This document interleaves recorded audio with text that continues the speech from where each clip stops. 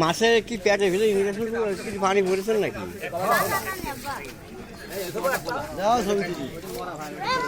বাড়ি ধরিকা হয়তো এখানে গ্যাস গেলি ডিম হয়।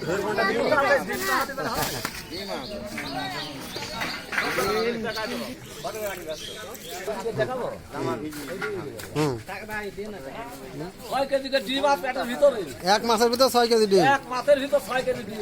দাম কত? দাম 180। 180। ও কথা নাও ভাই একটা রিজাল্ট ভালো লাগে না ভাই দিবি। যখন আপলোড দিলাম না তখনই হয়েছে, তখনই শেষ।